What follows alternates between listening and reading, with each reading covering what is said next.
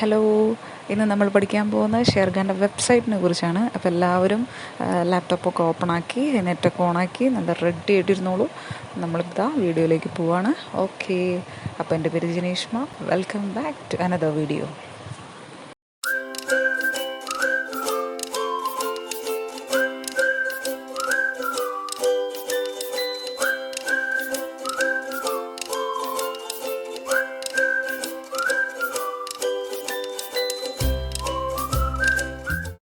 Okay, നമ്മുടെ lap ready ആയിട്ടുണ്ട് class എടുക്കാനായിട്ട്.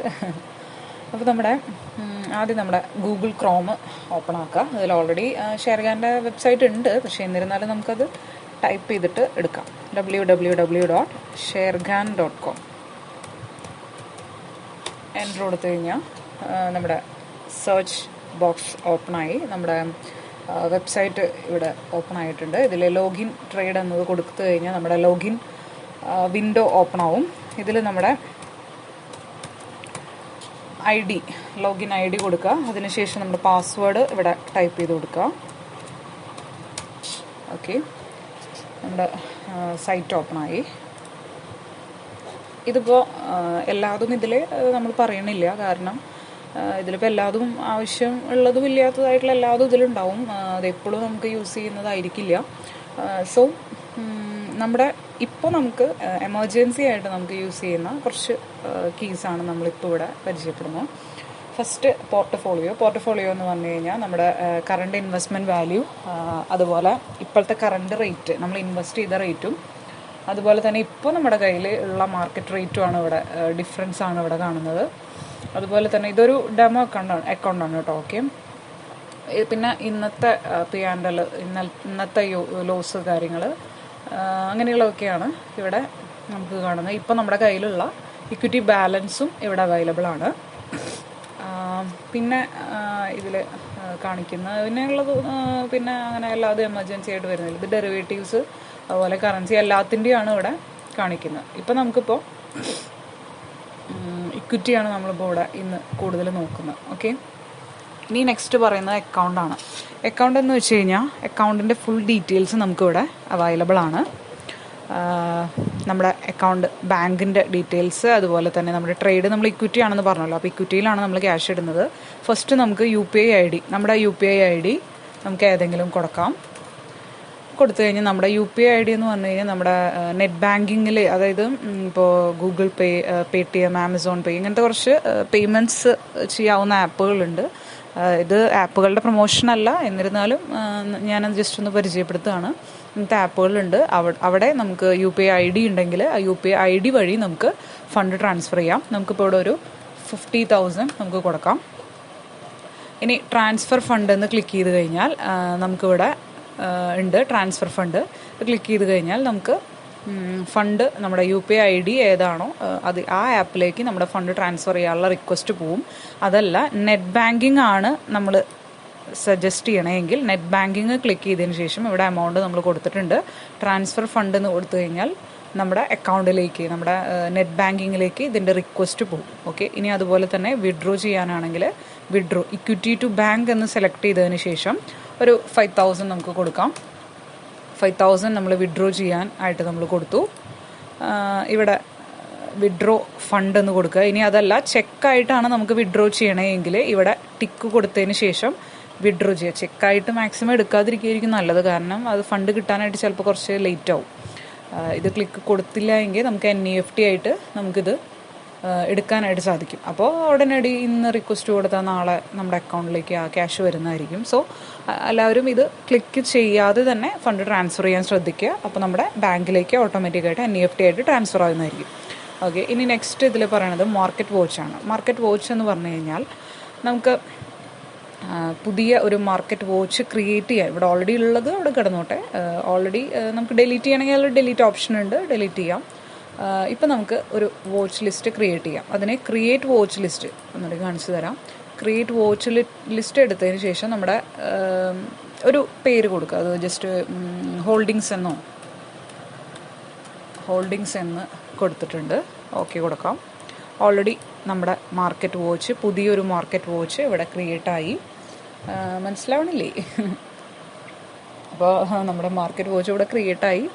ഇനി ടാറ്റ പവർ ജസ്റ്റ് ഒന്ന് സെർച്ച് ചെയ്യുക. ഏതെങ്കിലും ഒരു സ്റ്റോക്ക്, നമുക്ക് ഇഷ്ടമുള്ള ഏതെങ്കിലും ഒരു സ്റ്റോക്ക് സെർച്ച് ചെയ്യുക, ആഡ് കൊടുക്കുക. ഇനി ഇനി നല്ലൊരു സ്റ്റോക്കല്ല, ഏതെങ്കിലും ഒരു സ്റ്റോക്ക് നമുക്കിവിടെ സെർച്ച് ചെയ്യാം. ഇത് സ്റ്റോക്കിൻ്റെ പ്രൊമോഷന് കാര്യങ്ങളൊന്നുമല്ല, ഇത് വെറും പഠിക്കാൻ വേണ്ടി മാത്രമാണ് ഈ സ്റ്റോക്കുകൾ ഇവിടെ ആഡ് ചെയ്യുന്നത്. ഓക്കെ, ഇങ്ങനെയാണ് സ്റ്റോക്ക് ആഡ് ചെയ്യുന്നത്. പിന്നെ നമുക്ക് ബൈ ചെയ്യണമെങ്കിൽ ഇവിടെ നമുക്ക് ഓപ്ഷൻ ഉണ്ട്. ഇത് ജസ്റ്റ് ഡിലീറ്റ് ചെയ്യണമെങ്കിലും ഇവിടെ ഓപ്ഷൻ ഉണ്ട്. ഇവിടെ ഡിലീറ്റ് കൊടുത്തു കഴിഞ്ഞാൽ ഡിലീറ്റ് സ്ക്രിപ്റ്റ് ഫ്രം, അപ്പോൾ നമുക്കിവിടെ ഡിലീറ്റ് ആയി. ഇനി ഒരെണ്ണം ബൈ ചെയ്യണമെങ്കിൽ ഇവിടെ ഓൾറെഡി ബൈ എടുക്കുന്നുണ്ട്. നമുക്ക് ബൈ ആണെങ്കിൽ ഇത്, സെല്ലാണെങ്കിൽ ഇത്. ബൈ നമുക്കിപ്പോൾ തൽക്കാലം ബൈ ചെയ്യുന്നത് നോക്കാം. ബൈയുടെ നമ്മുടെ വിൻഡോ ഓപ്പൺ ആയി. ക്വാണ്ടിറ്റി ജസ്റ്റ് ഒരു 100 ക്വാണ്ടിറ്റി. റേറ്റിനെ കുറിച്ച് പറയുകയാണെങ്കിൽ 54.40 ഇപ്പോഴത്തെ റേറ്റ്. ഇപ്പോൾ മാർക്കറ്റ് അവറല്ല, അതുകൊണ്ട് റേറ്റ് മാറുന്നില്ല. അല്ലെങ്കിൽ ഇത് ഓരോ മിനി സെക്കൻഡിലും റേറ്റ് ചേഞ്ച് ചെയ്തുകൊണ്ടേയിരിക്കും. സോ നമുക്കിപ്പോൾ 54 മേടിക്കേണ്ട ആവശ്യമില്ല, 53.50 മതിയെങ്കിൽ നമ്മൾ ഈ റേറ്റ് ഇട്ടിട്ട് ഇവിടെ പ്ലേസ് ഓർഡർ കൊടുത്തു കഴിഞ്ഞാൽ ഓട്ടോമാറ്റിക്കായിട്ട് ഈ റേറ്റ് എത്തുമ്പോഴേ നമ്മുടെ ഓർഡർ എക്സിക്യൂട്ട് ആവുള്ളൂ. ഓക്കെ, ഇനി അതല്ല നമുക്ക് 52 മതിയെങ്കിൽ ഇവിടെ 52 കൊടുക്കുക. 52.50 അല്ലെങ്കിൽ 52.25 ഇത്രയെങ്കിലും, അല്ലെങ്കിൽ വെറും 55 ആണെങ്കിൽ 00 കൊടുക്കുക. ഇനിയിപ്പോൾ അഥവാ ഇങ്ങനെ പോയിന്റ് ഇട്ടിട്ട് കൊടുത്തുവെങ്കിൽ നമുക്കിത് അപ്ലൈ ചെയ്യാനായിട്ട് പറ്റില്ല. ഒന്നെങ്കിൽ പോയിന്റ് കൊടുക്കാതിരിക്കുക, അല്ലെങ്കിൽ പോയിന്റ് കൊടുത്തതിന് ശേഷം ഒരു 00 അല്ലെങ്കിൽ ഏതെങ്കിലും ഒരു ഫിഗർ നമുക്ക് കൊടുക്കണം. എന്നിരുന്നാലേ നമുക്ക് ഓർഡർ പ്ലേസ് ചെയ്യാനായിട്ട് സാധിക്കുകയുള്ളൂ. ഓക്കെ, ബാക്കി നമ്മളിപ്പോൾ ഇൻവെസ്റ്റ്മെൻറ്റിലാണ് എടുക്കുന്നത്. ഇൻട്രാഡേ ആകുമ്പോൾ അത് ജസ്റ്റ് ബ്രാക്കറ്റ് ഓർഡറായിട്ട് കൊടുത്താലും മതി. ഓക്കെ, നമ്മളിപ്പോൾ ഇൻവെസ്റ്റ്മെൻറ്റിലാണ് ചെയ്യുന്നത്. ഓർഡർ പ്ലേസ് ചെയ്ത് കഴിഞ്ഞാൽ നമ്മുടെ ഓർഡർ ഇവിടെ പ്ലേസ് ആവും. നമ്മൾ ഉദ്ദേശിച്ച റേറ്റ് എത്തുമ്പോൾ അത് എക്സിക്യൂട്ട് ആവും. അതല്ല എങ്കിൽ മാർക്കറ്റ് അവർ കഴിയുമ്പോൾ ഓർഡർ എക്സിക്യൂട്ട് ആയിട്ടില്ല എങ്കിൽ ഓർഡർ ഓട്ടോമാറ്റിക്കായിട്ട് ക്യാൻസലായി പൊക്കോളും. ഓക്കെ, ഇനി നമ്മൾ ഇട്ടിട്ടുള്ള ഓർഡർ അത് എവിടെ നിന്നാണ് കാണാൻ സാധിക്കുക എന്നാണ്. ഇതിൽ ട്രേഡ് നൗ റിപ്പോർട്ട്സ് എന്ന ഓപ്ഷനിൽ പോയിട്ട് ഇത് നമുക്ക് എല്ലാം ഇവിടെ അവൈലബിൾ ആണ്. ഡെറിവേറ്റീവ്സിൻ്റെ, കറൻസിയുടെ, കമ്മോഡിറ്റി, മ്യൂച്വൽ ഫണ്ട്സ് എല്ലാതും ഇവിടെ ഉണ്ട്. ഇതിൽ ഇക്വിറ്റിയാണ് നമ്മളിപ്പോൾ നോക്കുന്നത്. ഇക്വിറ്റിയിൽ ഓർഡർ ബുക്ക്, അതായത് ഇവിടെ ഉണ്ട്, ഈ ഹെഡ്സ് ഇവിടെ ഉണ്ട്. സോ നമുക്ക് ഇതൊന്ന് സെലക്ട് ചെയ്യാം, എളുപ്പം. എപ്പോഴും ഈസി മാർഗ്ഗമല്ലേ നമ്മൾ നോക്കണ്ടേ. ഇതിൽ ഓർഡർ ബുക്ക് എന്ന് പറഞ്ഞു കഴിഞ്ഞാൽ ഇന്ന് നമ്മൾ പ്ലേസ് ചെയ്തിട്ടുള്ള എല്ലാ ഓർഡേഴ്സും ഇവിടെയാണ് കാണാനായിട്ട് സാധിക്കുക. ഇന്ന് മാർക്കറ്റ് അവധിയാണ്, അതുകൊണ്ടാണ് ഇന്ന് ഇതിൽ കാണാൻ പറ്റാത്തത്. ഓക്കെ, അപ്പം ഇന്ന് ഇവിടെ നമ്മൾ പ്ലേസ് ചെയ്തിട്ടുള്ള എല്ലാ ഓർഡേഴ്സും നമുക്ക് ഇവിടെ കാണാനായിട്ട് സാധിക്കും.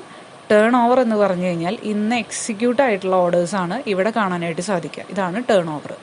നെക്സ്റ്റ് DPSR എന്ന് പറഞ്ഞു കഴിഞ്ഞാൽ നമ്മുടെ കയ്യിൽ ഓൾറെഡി ഉള്ള സ്റ്റോക്ക് എത്ര എണ്ണം ഉണ്ടോ അത് ഏതാണ് സ്റ്റോക്ക്, അതുപോലെ എത്ര എണ്ണം ഉണ്ട്, അതുപോലെ അതിൻ്റെ ഹോൾഡ് പ്രൈസ്, നമ്മുടെ കയ്യിൽ എത്ര പൈസയ്ക്കാണ് നമ്മുടെ കയ്യിലുള്ളത്. ഇപ്പോൾ ഇത് 2500 സംതിങ് ആണ്, ഇത് 246 സ്റ്റോക്കാണ്. അപ്പോൾ അങ്ങനെ എത്രയ്ക്കാണ് നമ്മുടെ കയ്യിലുള്ളത്. അതുപോലെ BSEയിൽ, ഇത് NSEയിലാണ് മേടിച്ചിട്ടുള്ളത്, അതുകൊണ്ട് BSEയിലത്തെ റേറ്റും കൂടി ഇവിടെ നമുക്ക് അവൈലബിൾ ആണ്.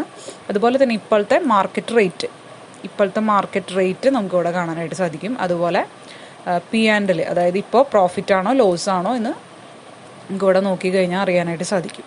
അതുപോലെ എത്ര ചേഞ്ചസ് വന്നിട്ടുണ്ട് അതിൻ്റെ പെർസെൻറ്റേജ് നമുക്ക് ഇവിടെ അറിയാനായിട്ട് സാധിക്കും. അതുപോലെ സപ്പോർട്ട്, റെസിസ്റ്റൻസ്, ഇതൊക്കെ നമുക്ക് ഇവിടുന്ന് അവൈലബിൾ ആണ്. ഓക്കെ, അപ്പോൾ ഇതൊക്കെ നമുക്കിവിടെ കാണാൻ പറ്റുന്നത് DPSRലാണ്. ഓർഡർ ബുക്ക് എന്ന് പറഞ്ഞു കഴിഞ്ഞാൽ ഇന്ന് പ്ലേസ് ചെയ്തിട്ടുള്ള ഓർഡേഴ്സ്. ടേൺ ഓവർ എന്ന് പറഞ്ഞു കഴിഞ്ഞാൽ ഇന്ന് എക്സിക്യൂട്ട് ആയിട്ടുള്ള ഓർഡേഴ്സ്, അതായത് റിജക്ഷനൊക്കെ വന്നിട്ടുണ്ടെങ്കിൽ ഈ ഓർഡർ ബുക്കിൽ, അതുപോലെ ക്യാൻസൽ ആക്കിയിട്ടുണ്ടെങ്കിൽ, അതുപോലെ വേറെന്താ, റിജക്ഷൻ, ക്യാൻസൽ, അതുപോലെ പാർട്ട്ലി എക്സിക്യൂട്ട് ആയിട്ടുള്ള ഓർഡറുകൾ, ഇതൊക്കെ നമുക്ക് ഈ ഓർഡർ ബുക്കിലാണ് കാണാം. ഞാൻ മാർക്കറ്റ് ഉള്ള ഒരു ദിവസം ഞാൻ ഒരു ലൈവ് സെക്ഷൻ പോലെ ചെയ്യാം. അപ്പോൾ നമുക്ക് ഓർഡർ എങ്ങനെയാണ് പ്ലേസ് ചെയ്യേണ്ടതെന്നും എങ്ങനെയാണ് ക്യാൻസൽ ചെയ്യേണ്ടതെന്നും എങ്ങനെയാണ് റിജക്ഷൻ വരുമ്പോൾ ഉണ്ടാകുന്ന അങ്ങനത്തെ എല്ലാ കാര്യങ്ങളും നമുക്ക് അവിടെ ഡിസ്കസ് ചെയ്യാം. ഓക്കെ, ഇപ്പോൾ ഇതിൽ അവൈലബിൾ ആയിട്ടുള്ള കാര്യങ്ങൾ പറഞ്ഞു തരാം. ഓക്കെ, അപ്പം ഇതാണ് ഇതിൻ്റെ സെക്ഷൻസ്.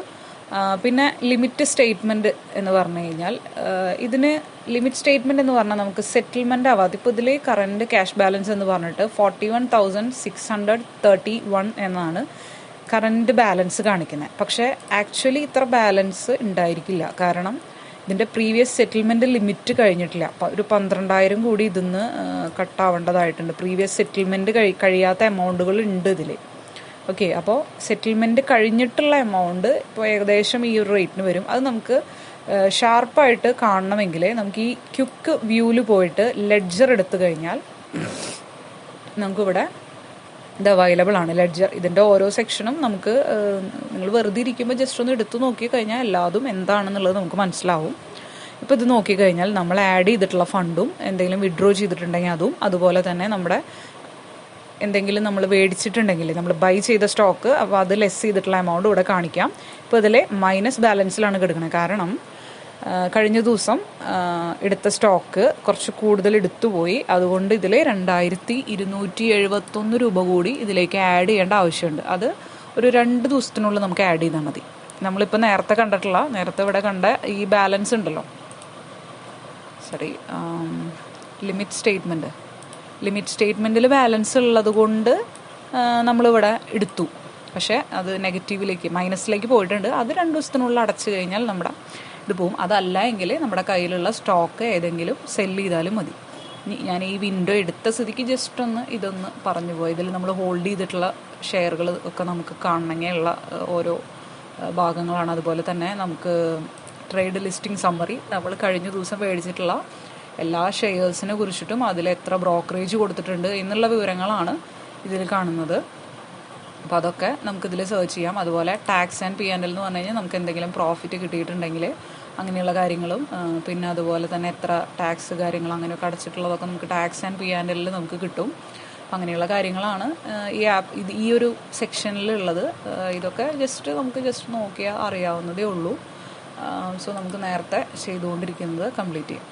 ഓക്കെ, ലിമിറ്റ് സ്റ്റേറ്റ്മെൻറ്റ് നമ്മൾ നോക്കി. അപ്പോൾ എപ്പോഴും ഈ ലിമിറ്റ് നോക്കിയിട്ട് ബൈ ചെയ്യരുത്. ട്രാൻസാക്ഷൻ റിപ്പോർട്ട്സിൽ പോയിട്ട്, അതായത് അത് എങ്ങനെ എടുക്കാമെന്ന് ഒന്നും കൂടി ഞാൻ കാണിച്ചു തരാം. ക്വിക്ക് വ്യൂവിൽ പോയിട്ട് ലെഡ്ജർ എടുത്തു കഴിഞ്ഞാൽ നമ്മുടെ ഇപ്പോഴത്തെ കറണ്ട് ബാലൻസ് നമുക്ക് കാണാനായിട്ട് സാധിക്കും. അപ്പോൾ ആ ബാലൻസ് നോക്കിയിട്ട് അതിനുള്ള ട്രേഡ് വേണം നമ്മൾ ചെയ്യാനായിട്ട്. ഓക്കെ, അപ്പോൾ റിപ്പോർട്ട്സിൽ ലിമിറ്റാണ് നമ്മളിപ്പോൾ നോക്കിയത്. പിന്നെ ട്രേഡിൻ്റെ ഡീറ്റെയിൽസ് കാര്യങ്ങൾ ഇതൊന്നും അത്ര ഇമ്പോർട്ടൻ്റ് ഉള്ളതല്ല. എന്നിരുന്നാലും ജസ്റ്റ് എല്ലാതും ഒന്ന് നോക്കുക. എത്ര എണ്ണം നമ്മൾ മേടിച്ചിട്ടുണ്ട്, എക്സിക്യൂട്ട് ആയിട്ടുള്ളത്, അങ്ങനെയുള്ള കാര്യങ്ങളൊക്കെയാണ് ഇതിൽ പറയണത്. ഓക്കെ, അപ്പോൾ ഇതൊക്കെയാണ് ഈ സൈറ്റിൽ ഇമ്പോർട്ടൻ്റ് ആയിട്ടുള്ള കുറച്ച് കാര്യങ്ങൾ. പിന്നെ ഉള്ളത്, പിന്നെ ഇതിൽ ഇതൊക്കെ നമുക്ക് അറിയാവുന്നതേ ഉള്ളൂ കുറേയൊക്കെ. പിന്നെ ഇതിൽ റിസർച്ച് പോർഷൻ ഉണ്ട്. അതുപോലെ ന്യൂസ്, അന്നന്നത്തെ ന്യൂസ് ഇതിൽ അപ്ഡേറ്റ് ആവും. റിസർച്ച് കാര്യങ്ങൾ, നമ്മുടെ റിസർച്ചുകളൊക്കെ ഇവിടെ അപ്ഡേറ്റ് ആണ്. ഇതൊക്കെ നമുക്ക് നോക്കിയിട്ട് മനസ്സിലാക്കാം. പിന്നെ ചാർട്ട്സ് വളരെ ഇമ്പോർട്ടൻ്റ് ആയിട്ടുള്ളൊരു സെക്ഷൻ തന്നെയാണ് ചാർട്ട്. പക്ഷെ ചാർട്ട് ഞാനിപ്പോൾ ഇവിടെ വിശദീകരിക്കണില്ല. കാരണം ചാർട്ട് പറയണമെങ്കിൽ ഈ ഒരു സെക്ഷൻ പോരാ, അത്രയധികം പറയാനുണ്ട് ചാർട്ടിനെ കുറിച്ചിട്ട്. ഓക്കെ, അപ്പോൾ നമുക്കിവിടെ ഒരു എക്സാമ്പിൾ, ടാറ്റ പവർ ഒരിക്കലും സ്റ്റോക്ക് റെക്കമെൻഡേഷൻ അല്ല. ഇത് പഠിക്കാൻ വേണ്ടി മാത്രമാണ് നമ്മൾ ഈ ചാർട്ട് നമ്മൾ നോക്കുന്നത്.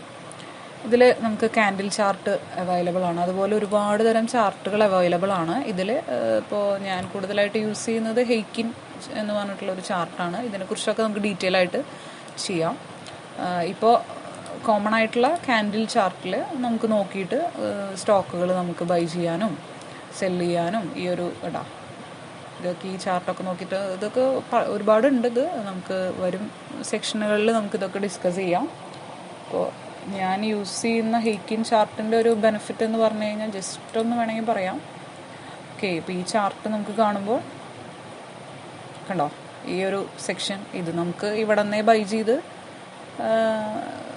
ഹോൾഡ് ചെയ്യാന്നുള്ള ഒരു ഇതിലാണ് ഇങ്ങനെ കാണുന്നത്. പക്ഷേ ഇതൊരിക്കലും നമ്മൾ സ്റ്റോക്ക് റെക്കമെൻഡേഷൻ ചെയ്യുന്നതല്ല, പഠിക്കാൻ വേണ്ടി മാത്രമാണ് ഞാനിപ്പോൾ ഈ ചാർട്ട് ഇവിടെ കാണിക്കുന്നത്. ഇതിൽ കുറേ സെക്ഷൻ ഉണ്ട്. പിന്നെ നമുക്ക് കുറേ പോയിന്റുകളൊക്കെ നോക്കിയിട്ട് നമ്മൾ ബൈ ചെയ്യും. മാഗ്ഡി പോയിന്റ്, അതുപോലെ RSI, ഇതൊക്കെ നമുക്ക് വരും സെക്ഷനിൽ പറയാം. ഒരുപാടുണ്ട് ചാർട്ടിനെ കുറിച്ച് പറയാൻ, ഒരുപാടുണ്ട്. ഒരു ക്ലാസ് മൊത്തമായിട്ട് നമുക്കത് വേണ്ടി വരും. ഒരു ക്ലാസ് അല്ല, ഒരുപാട് ക്ലാസ്സുകൾ വേണ്ടി വരും. സോ ഇപ്പോൾ വിശദീകരിക്കണില്ല, ജസ്റ്റ് ഒന്ന് നോക്കിയിട്ട് അവസാനിപ്പിക്കുകയാണ്. അപ്പോൾ ഇങ്ങനെയാണ് ചാർട്ടിൻ്റെ സെക്ഷൻ ഇവിടെ അവൈലബിൾ ആണ്, ചാർട്ട് എന്ന പോർഷനിൽ. പിന്നെ പറയാനുള്ള സെക്ഷൻ എന്താണെന്ന് വെച്ച് കഴിഞ്ഞാൽ, നമ്മുടെ പ്രൊഫൈൽ വേണമെങ്കിൽ ഇവിടെ ഹായ് എന്ന് പറഞ്ഞിട്ട് നമ്മുടെ പേര് ഇവിടെ കാണിക്കും. പ്രൊഫൈൽ എടുത്തിട്ട് നമ്മുടെ എല്ലാ ഡീറ്റെയിൽസും, നമ്മുടെ